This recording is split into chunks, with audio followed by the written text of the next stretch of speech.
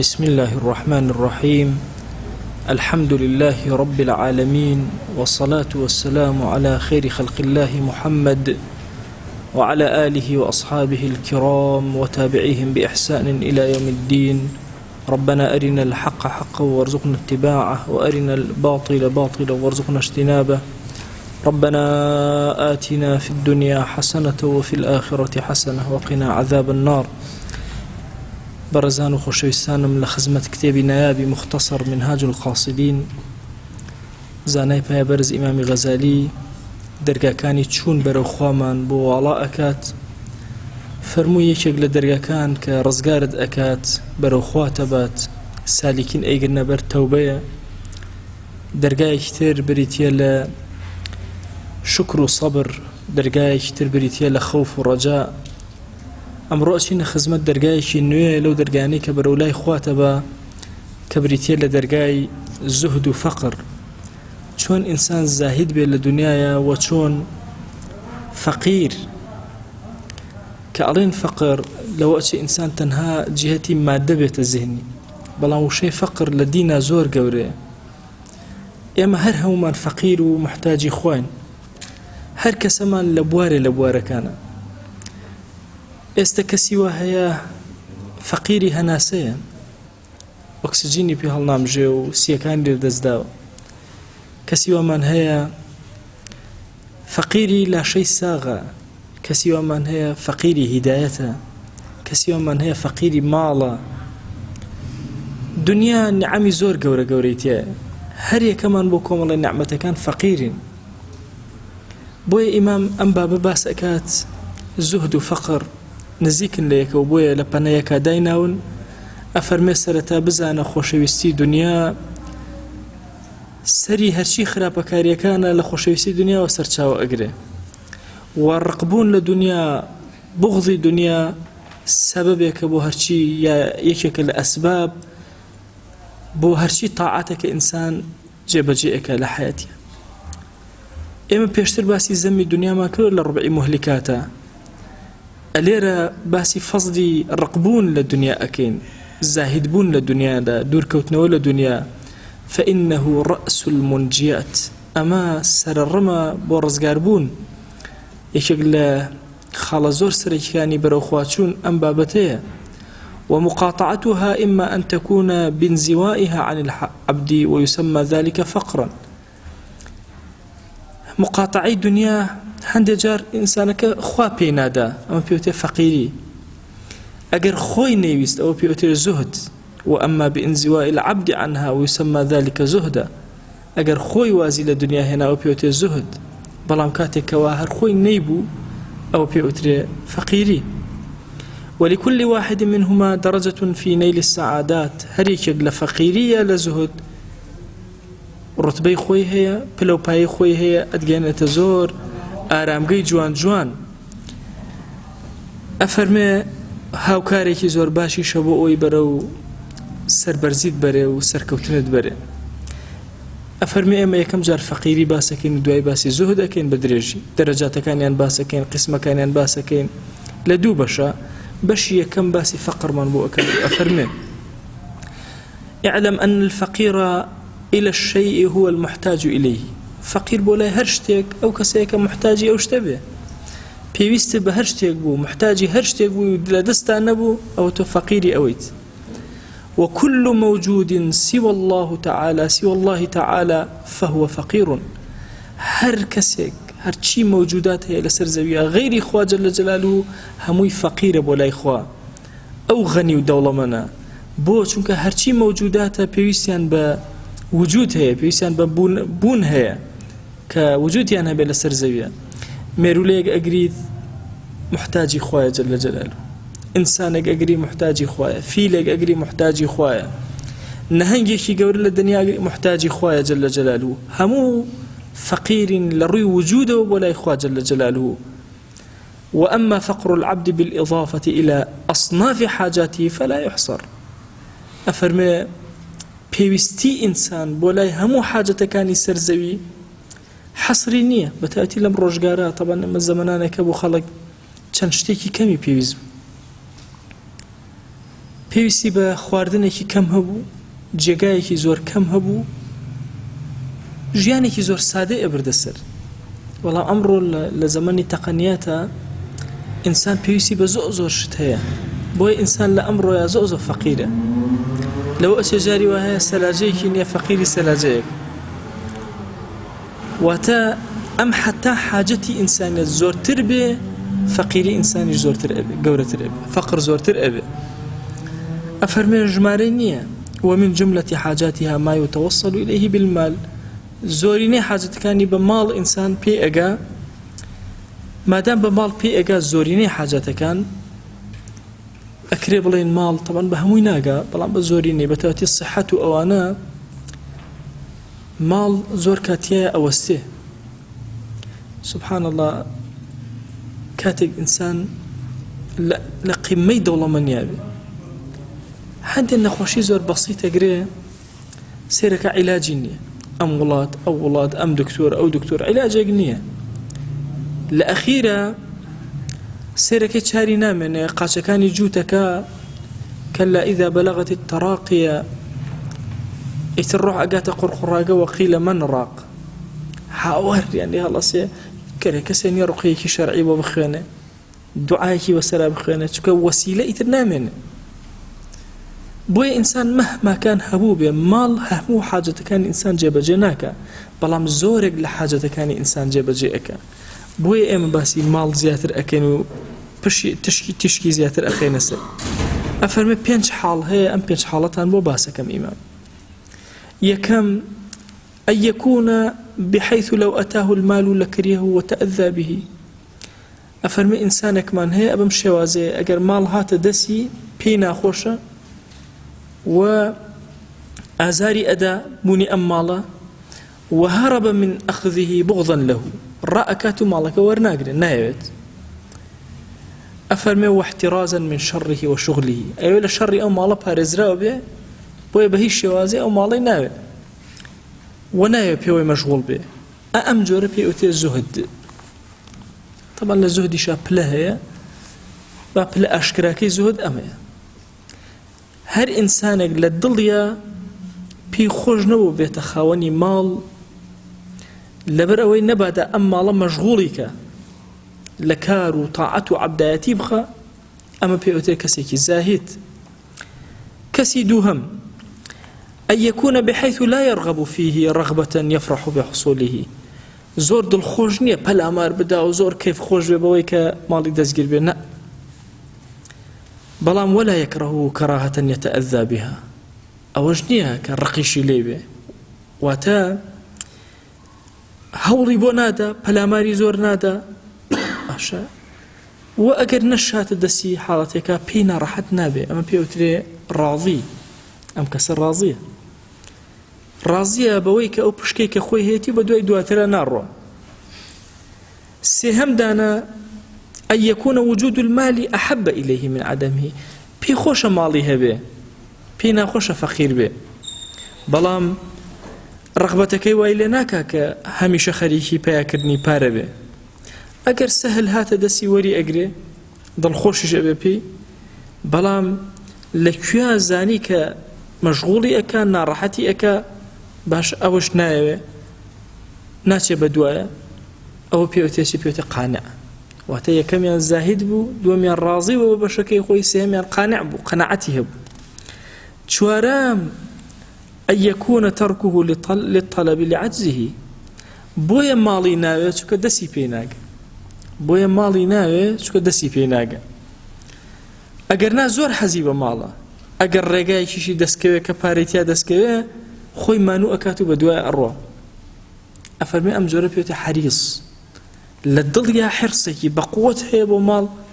بەڵام دەستگیری نەبووە، نەهاتۆتە دەستی. پێنجەمین دانا ئەوەیە کە مستەڕە، پێویستی پێیەتی. هەموو ئینسانێک لە ژیانە پێویستی بە هەندێک لە ماڵ هەیە، بۆ حاجەتی خۆی، جلی نییە پێویستی بە جلە، خواردنی نییە پێویستی بە خواردنە. ئەم بەشە کە لە مستەڕایە، مەسەڵەن کەسێک نەخۆشەیە ڕوتە، ئەوە نیەتی، یعنی نێتی شتێ بخوا، نێتی شتێ لەبەرکە، ئەمە خاوەنی ئەمە پێوتێ مضطەڕ، باشە زۆر بۆ هاتوو زۆری بۆ هاتووە پێویستی بەمە هەوڵ ئەدا جوهد ئەکات تاوەکو ئەمەی دەستکەوێ هیچ نەوێ پۆشاکێک لەبەرکە ئیتر سەواون زۆر حەزی لە ماڵ بێ کەم حەزی لە ماڵ بێ ئەم نیەتی ئەمەندەیە محتاجە و ضرورە بۆ ئەوی شتێک قومێ ئاوی دەستکەوێ بیخوا خواردنێکی دەستکەوێ بیخوا جلێکی دەستکەوێ لەبەریکە ئەم پێنج بەشە لە هەمووانن کەمیان پلەی بەرزترە ئایا قانع پلەی بەرزترە یانە ڕاضی یانە حەریص یانە مستار یانە زاهید ئەفەرمێ زاهید پلەی لە هەموویان بەرزترە ئیمامی غەزالی ئەفەرمێ زاهید لە هەموویان پلەی بەرزترە پلەیەک هەیە پلەیەک لە زاهید بەرزتر پلەیەک هەیە لە زاهید بەرزتر زاهید وتمان ئەو کەسەیە کە ڕقی لە خودی ماڵ و دنیا ئەبێتەوە نایە پێ مەشغوڵ بێ ئەو خەریکی تاعەت و دینداری خۆیەتی ڕقی لە پیاکردنیشی ئەبێتەوە ئەمە زاهیدی پێوترێ بەڵام پلەیەکمان هەیە لەم پلە بەرزتر ئەویش ئەوەیە هاتنی ماڵ و ڕۆیشتن بەلایەوە یەکسانە هاتنی ماڵ و ڕۆیشتن بەلایەوە یەکسانە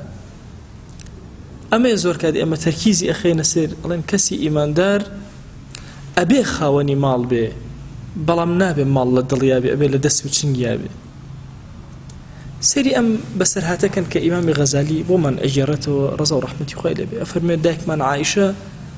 بە ڕۆژوو بوو خۆی و جاریەکانی ئافرەتانی لە خزمەتیا بوون دوو کیسەی گەورە پارەی بۆ هات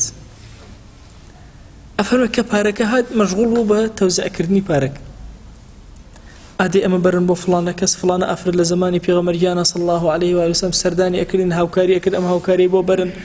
حتا ئێوارە ئافرەتەکان هەموو خۆشی و ئافرەتەکان مەشغوڵ بوون پارەکەیان تەوزیع کرد ئێوارە پێش ئەوەی بەربانکەنەوە یەکێک لە جاریەکان وتی خۆزگە درەمێکت ئەدا بۆ گۆشت بۆمان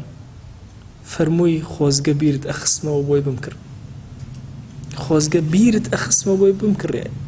تەسەوور کە بە ڕۆژووبی برسید بێ هیچ گرنگ نەبێ بەلا ئەتووە ئەم ماڵە هاتووە و ئەڕوە یەکسانە ئەم پلەیەکی زۆر گەورە ئەنبیا عەلەیهیم الصەلاة وەسەلام هەموویان ئەو پلەیان هەبوو بیرکەنەوە یعنی لە ئەملاکی سولەیمان یعنی وەرە هەرچی جنۆکە و شەیاطینە لە بەردەستی توێ ئیشک چیت بووە لەسەر زەویە تۆ خاوەنی بی مەلەیکی هەموو گۆی زەوی بی ئەم ماڵە لەناو دڵتا نەبێت زۆر سادە لەناو دەستە بۆی ئەم بەشە لە زوهد پلەکەی زۆر گەورەتر ئەفەرمێ إمام فمن هذه حاله لو كانت الدنيا بحذافيرها في يده لم تضره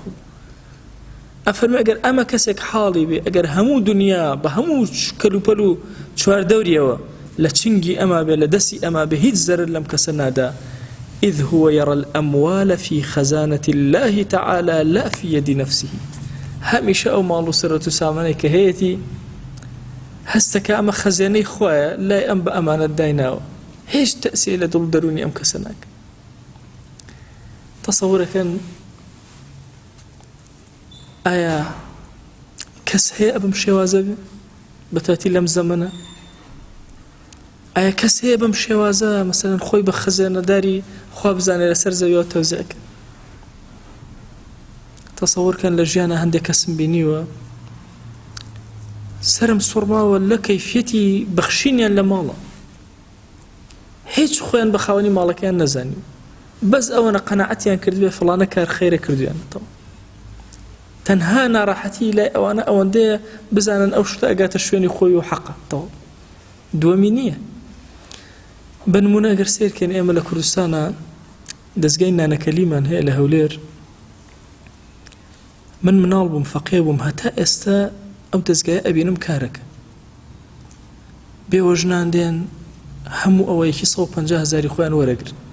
مانگانە و ئەڕۆن لەو ڕۆژەی کە بۆی دیاری کراوە مەسەن 22 مانگ بە حیاتی نابێتە 23 لە 22 مانگە پارەی خۆی وەرەگرن هەتیوان بە هەمان شێواز چی مزگەوت لە هەموو عێراقا ئەکرێ تەسەوورکەن شەریکەی ماس چیمەنتۆکەی دابینەکە يعني بس برو لێ سێری ئەو چیمەنتۆیە بکە کە بۆ خێر ئەڕوا ئەڵێ ئەم کابرای هیچ نافرۆش بەس خێرەکە هەر کاتێک ئەڕۆی تۆ نزیکەی 100 گەڵا بەلێ وەستاوە بەس چیمەند و بارەکەەوە ئەڕۆ هەر یەکەی بۆ مەشروعێکی خێر چی مەکتەب و خەسەخانە ئەکرێتەوە لەم وڵاتەی ئێمە هەر هەموو چیمەندەکەی ئەو پیاوە بیرکەنەوە لەم خێرە گەورە کە ئەم کەسە دەستی داوەت نان لەوەش زیاتر خەسەخانەی نانەکەلی بۆ سەرەتان چۆن خۆمان لە سلێمانیاڵەن خەسخانەی هیوە ئەوان خەسخانەی نانەکەلی ئەم هەموو دەرمانە بوو ئەم هەموو نەخۆشە اینجا ئەم هەموو خەستەخانە و مەکتەب و پرد و جادە و باش ئەم کەسە ئەم ماڵەی خۆش ناوێ ئەم ماڵەی پێی زۆر بەلای و شیرین نییە بەڵام خۆی بە خەزێنەداری خۆ ئەزانێت لەسەر ئەم ماڵ و تۆزیەک نەمەشروعەکە نەدوانە نەدەیە نەهەزارە ناڕەحەتترین کاتەکانی ئەو کاتەیەتی کە کەسێک بە مەشروعەکانی ئەزان کە مەشروعێکی خەیری ئەکات ئەو هەموو فەقیرە بەخێوەکە کە کەسێک بزانێ زۆر پێی ناڕەحەتە بەڵام ئەمە جاڕی خۆیە لەسەر زەویا بووی دەی تەسەور کە ئەفەرمێ ئەم کەسەی کە خۆی بە خەزێنەداری خوازانی لەسەر زەویە بە هیچ شێوازێک زەرری لێ نادا ئیتر زەرری لێ نادا ئەم ماڵە با زۆر بێ لە بەردەستیە هیچ تەسیری لە دڵی ئەم ناکە لە نوێژێکی جەماعەت دوای ناخە لە تاعەتێک دوای ناخە ئەو خەریکی عەبدایەتی خۆیەتی کاری خۆیەتی ئەمەش موڵکی خۆیە لەسەر زەویە بیرکەنەوە لە عەشەرەی مبەشەرە ئەم پیاوە گەورانە یعنی 6 دانەیان وەکو وای بڵێ ملیاردێری جیهانی ئەمڕۆ یعنی بیرکەنەوە لە عەبدوڕەحمانی کوڕی عەوف چ ئەملاکی بیرکەنەوە لە عوسمانی کوڕی عەفان ڕەزا و ڕەحمەتی خۆی چ خاوەنی ماڵێکی گەورەیە بەڵام لەم تەضڕه بە هیچ شێوازێ لەم تەضڕه زەرر لە دڵی ئەم نادا لە دەرونی ئەم بە هیچ شێوازێک نادا ئەفەرمێ وەينبغي أن يسمى صاحب هذه الحالة المستغني أبي صاحبي أم بشنا ولبنين شينا ولبنين المستغني واتل الزاهد قولتر استغناء كردوا بويك خوا پێی عطا کردووە هیچ حاجەی بەوە نییە کە لە بەردەسایەتی هەمووی بە هی خوا ئەزانێ و تەسەڕوفاتی تیاکە ئەفەرمێ لأنه غني عن فقد المال ووجوده جميعا ماڵی هەبێ نەبێ بەلایە زۆر ئاساییە ئەفەرمێ ئەگەر زاهد لە دنیا ڕەغبەتی نەبێ لە وجودی ماڵە و ڕەغبەتی نەبێ بۆ نەبوونیشی هیچ ئەوە ئەو پەڕی کەماڵە واتە لە زوهد گەورەترە بۆیە ناومان لێنا چی ناومان لێنا مستەغنی ئەحمەدی کوڕی ئەبی حەواری ئەڵێ بە ئەبی سولەیمانی دارانی مالیکی کوڕی دینار فەرموویەتی بە مغیرە هەندێک پارەی هێناوە بۆ مالیکی کوڕی دینار فەرمووی مالیکی کوڕی دینار پێی فەرموو اذهب إلى البيت فخذ الزكاة التي أهديتها لي بڕۆ ئەو زەکاتەی کە بە هەدیە بۆ منە هێنابوو لە ماڵەوە بڕۆ بیبەرەوە فإن الشيطان يوسوس لي أن اللص قد أخذها أولا دل ما دروس أبي الشيطان وسوسيك أنا تدلم زوزو على كورة نوكو باركة دزبيبا كاك برو زكاة خود برو نامي مالكي كورة دينار بيوك للزاهدة قورة كان عارفة قورة كان مغيرة هندي باري داوتي بدياري أمجي على برو باركة خود برو تشكم مشكم مشغولك مشكم لاي باركة نوكو دزبيبا أبو سليمان داراني بياكي زور عابدي قوري فرموي هذا من ضعف الزهد أولا بلي زهد مالكي كورة دينار نقاش تأخير حد بلكو زهدك ضعيفة هو قد زهد في الدنيا ما عليه من أخذها أو زهدي كردوت الدنيا لاشتك لسربك وري نقرد فالهرب من المال والزهد فيه في حق الضعفاء كمال جار كردن لمال وزهد كردن تيايا أوانيك ضعيف بن أما كامل بويان بلام أوانيك قوين بيغمبران عليهم الصلاة والسلام فسواء عليهم وجوده وعدمه لا أوان رق يكسانا هابي نبي وكويك هابي نبي وكويك لا كوابو رتبي زهد رتبيك بتشوك بتشو أقوياء لزهد قورة هي أبيش أوي الدنيا يكسان بي لبيشاوي إنسان خول وآلطون للدليا وكويك بي يك مستوى هبي خوش ويستيبو هيج كاميان نبي رغبوني شي لهيج كاميان نبي وقد يظهر القوي النفار من المال ليقتدى به ليقتدي به الضعفاء في الترك أفرمي هند جار كس زور بهذا كان بيني رأى كان لمال اللي بيش شاوي خلق أجنا وأنا كاسبي أكن خلي كاري قرآن تنها بوشي بوي عمي خلق بزاني مال هيجنية بوي درسي خلقي دابدا بوي لاوازا كان بهيز كان لبرابر مالا أجرنا راكردن لمال للاي أمكس بهيزانا نية خزينا كان يخوا ورقرن لسر زويا سرفي أكن ولا سر زويا دواما لذاتي باشي پروردگار رحمته بزي وكرمه محبتي خوي بسر معنا مبارنه خويا داوا اللي أكين بناوي جوان بصفتي برزة باسمي عظمت الرقا كاني خوناسي خودناسي پروردگار بمان بكروا يا رب العالمين بمان جر لو عبداني كبدل معرفتي تولى ضليانا زور قوري كالروحيان آويته ولا عظمته قوريته يا رب العالمين خويا داوا اللي أكين خوتمان پێ بناسێنە یا ئەکرەم الئەکرەمین نێوچەوانمان بگرە بۆ خەیر بمان خەرە سەر خەیر هیدایەتمان بدە پەروەردگارە داوا لێ ئەکەین بە ناوی جوانە بە صیفەتی بەرزە بە ئیسمی عەظەمەت دامان مەزرێن لەسەر خواناسی تاعەت عەبدایەتی هیدایەتمان زیاد کە یا رب العالمین خۆیە لە گوناهی دایک و باوکمان ببوورە لە گوناهی برا و خوشەکانمان ببوورە لە گوناهی خزم و کەسوکارمان ببوورە لە گوناهی ڕەفیق و هاوڵ و برادەرانمان ببوورە لگناهی مامۆسا و قوتابیەکانمان ببوورە لە گوناهی دراوسەکانمان ببوورە پەروەردگارە داوات لێ ئەکەین بە گەورەی خۆت هەر کەس نوێژێکی لەم مزگەوتا کردو لە گوناهی ببوورە هەر کەس کەلیمەیەکی خەیری لەم مزگەوتاوە توێ لە گوناهی ببوورە خوای هیدایەتی مامۆسانی ئاینی بدە دایان مەزرێنە دنیا لە پێش چاومان بچووکەرەوە یا ئەکرەم الئەکرەمین بەهێزمان کە بەرامبەر بە دنیا یا ئەکرەم الئەکرەمین خوای گیان ئێمە هەمومان فەقیرین بۆ لای دەوڵەمەندی تۆ خۆت گرفتەکانمان بۆ چارەسەرکە تۆ خۆت کێشەکانمان بۆ چارەسەرکە یا ئەکرەم الئەکرەمین یا ڕەبی خۆیان داوا لێ ئەکەین بە گەورەی خۆت هەر کەسەمان گرفتێ موشکیلەیەکی بۆ چارەسەرکە پەروەردگارە ئەو عەزیزانەی کەوا سەیری ئەم یوتیوب و ئەم گرتە ڤیدیۆیانەی ئێمە ئەکەن پەروەردگارە داوا لێ ئەکەین بە ڕەحم و کەڕەمی خۆت ئەم دوعانەی کە ئەکەین بۆ خۆمان پەروەردگارە بۆ هەموو ئەوانیشی گیرا بکە یا رب العالمین یا ربی خوای گیان هیدایەتمان بدە نەفع لە کەلیماتمانە دروستکە تو گەورەی خۆت خوایە شەرمەندەی بەردەم دیوانی خۆتمان مەکە یا ئەکرەم الئەکرەمین یا ربی خوای گیان ئێمەی بچووک کەلیماتی پیاوە گەورەکان ئەخوێنینەوە لە خزمەت خەڵکە تو گەورەی خۆت خوای لەمان قبولکە تو گەورەی خۆت خوای لەمان قبولکە یا ربی خوای گیان ئارامی بەسەرمانە ببارێنە ڕەحمەتی خۆت بەسەرمانە ببارێنە بەزەی خۆت بەسەرمانە ببارێنە عەفومان کە یا ئەکرەم الئەکرەمین یا ربی خوای گوناهی لەمە پێش کردومان عەفومان کە گوناهی لەمە دووە ئەیکەین و تەوبە ناکەین عەفومان کە پەروەردگارە داوا لێ ئەکەین بە ئومەتی ڕەسوڵ الله حیسابمان کە بە شوێن کەوتەی و قبوڵمان کە لەژێر سێبەری ئاڵای ئەوە حەشرمان کە پەروەردگارە هانامان بۆ لای تۆ هێناوە یا ئەکرەم الئەکرەمین یا ربی خوای گیان ڕەحمەت و کەڕەمی خۆت بەسەر ئەم میلەتە ببارێنە ڕەحمەت و کەڕەمی خۆت بەسەر ئومەتی پێغەمبەری خوا صلی الله علیه و آله وسلم ببارێنە پەروەردگارە مسلمان لە هەموو جیهانە لە ناڕەحەتیان خوای بەهانامانەوە وەرە یا رب العالمین ئەم ئومەتە بخەرەوە سەر قاچەکانی خۆی پەروەردگارە داوا لێ ئەکەین عەدالەتی خۆت بە ئێمە جێبەجێکە لەسەر زەویە یا ئەکرەم الئەکرەمین یا ربی خوای گیان داوا لێ ئەکەین بە کەڕەمی خۆت سڵاومان بگەێنە پێغەمبەری خوا صلی الله علیه و آله وسلم یەکێک ناومان لە خزمەتیا بێنە یا ئەکرەم الئەکرەمین یا ربی خوای گیان صلاة و سلام بە دیداری ئەو خۆشەویستەمان ئەنێرین و پێ بگەێنە یا ئەکرەم الئەکرەمین پەروەردگارە بە ئەندازی دەنگی هەنارەکانی هەڵەبجە صلاة و سلامی بۆ ئەنێرین و پێ بگەێنە یا رب العالمین یا ربی خوای گیان ئەم دوعانەمان قبوڵکە خوایە ئەم دوعانەمان قبوڵکە خوایە ئەم دوعانەمان قبوڵکە ئامین ئامین والحەمد لله رب العالمین